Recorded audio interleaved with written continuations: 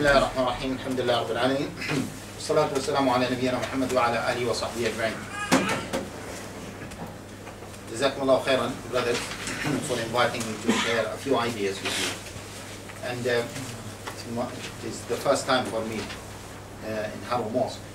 Inshallah, maybe in the near future, inshallah, we will be meeting with you more often. I guess there are some sisters. Yeah? Okay. Maybe you guess that I've been invited to talk about working number of times until this becoming a very boring subject for me. And to be honest with you, my main concern is not the issue of voting. My main concern, and here as most of you are young people, educated people, and that's why I always like to tackle the subject from another angle. My main concern is the future of Islam and Muslims in the UK. I just came from the Netherlands, and where we see a different perspective of Islam in another European country. So my main concern is how do we see Islam and Muslims in the UK? Now, just to cut it short because of time, Muslims have mainly three scenarios in how Muslims should live within any European country. First of all, the first scenario, as maybe most of you know, is the assimilation scenario, where Muslims just being diluted or dilute within the community as maybe a salt is diluting in a pot of water, okay, in some water. So they almost disappear, and what is left is maybe the taste of water. It changes a little bit. So we will have maybe Muslim names, but we don't have a proper Islamic identity, let alone that we will be seeking to have success in our akhirah. So this is the first scenario. The second scenario, which is totally the opposite, which is what? Which is segregationists, those who would prefer to live in ghettos. Living in ghettos, what does that mean? Separating yourself from the whole society in order to protect your identity.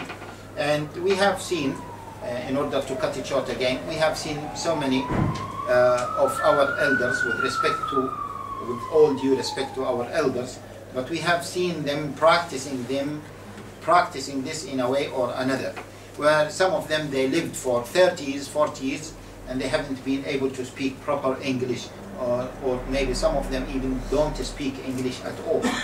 And the ironic thing about many of the cases is that every day they say, tomorrow we are going back home. Every day, every year, they say, next year we are going to quit this country and we are going to live back home. Unfortunately, similar to those segregationists or those who prefer to live in ghettos, there are some young brothers who live in bubbles, and they think that this is a kuffar country, let us move to another country. And I have seen, and I have come across, and I'm sure you came across so many people who would like to make hijrah. And since 10 years I knew some brothers who would like to make hijrah, and until now, whenever they meet, they always ask about the ruling of hijrah. And I always tell them, forget about the ruling of hijrah, why didn't you do it? Since 10 years I knew that you were talking about hijrah, and until now you are talking about hijrah. The key thing is, neither you progressed as an individual, nor you build something for others. I'm not saying for you, because you believe in hijrah, but nor you have done something for the Muslim ummah in this country. So you have wasted your time. For 10 years you've been talking about this. So this is the second group, or the second extreme group, which is the segregationists.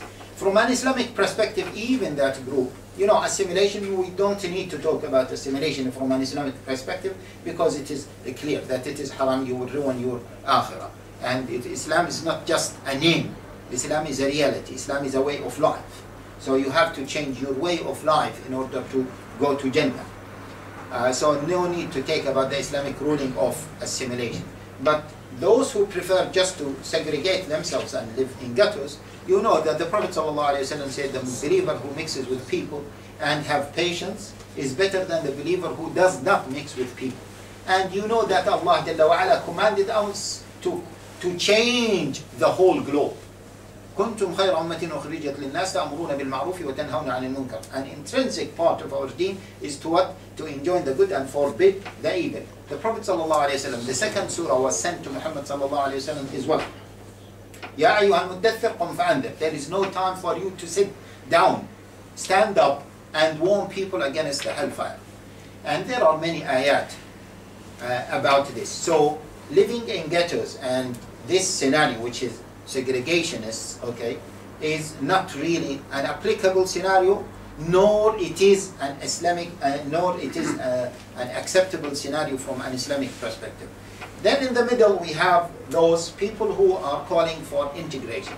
Now, those who are calling for integration, again, you will see that there are some people who are becoming very close to assimilationists, and very people are close to integrationists. And in the middle, people claim that they would like to be in the middle, but they are unable to produce a formula for Muslims to live in this country. And that is the big threat. Okay? Voting is not the biggest issue. We will not end, we can live together and still you believe that voting is haram, I believe that voting is halal, you believe that voting is not going to help us, I believe that it might help us. We can still live together. But the key issue is what we want to do together in order for us to fulfill the commandments of Allah Jalla wa Ala when He says, هو الذي أرسل رسوله بالهدى ودين الحق ليظهره على الدين كله. He is the one who sent Muhammad sallallahu alayhi wasallam with the guidance and true religion in order to make that religion, that way of life, that system, what? Superior, prevalent over any other system. And we are part of that ummah. We are part of the ummah of Muhammad sallallahu alayhi wasallam, so we should carry that message. So this is the key thing. So in between those two scenarios, those who are trying to define a formula for Muslims to live in this country, they are failing to produce a formula that can really fulfill the commandments or the requirements of Sharia, and in the meantime be able to live in this country or coexist with the other community which now, or with the other society which is in power now.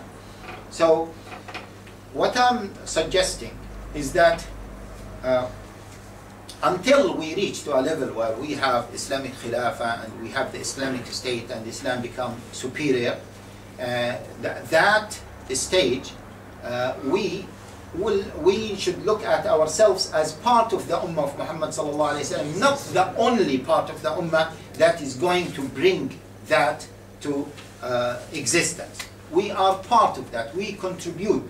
So some people think that it is upon them only and they are the only people who are going to bring victory for Islam in general and for the Muslim Ummah, and that is wrong. Where are the rest of the Ummah? We are just part of it, and in fact we are a small part of it, and we have to take the overall context in perspective when we talk about what is our role in this country and what we want how we want to further the Islamic cause in this country.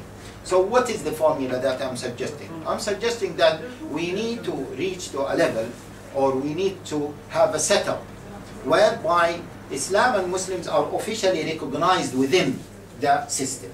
Islam and Muslims are officially recognized within the system.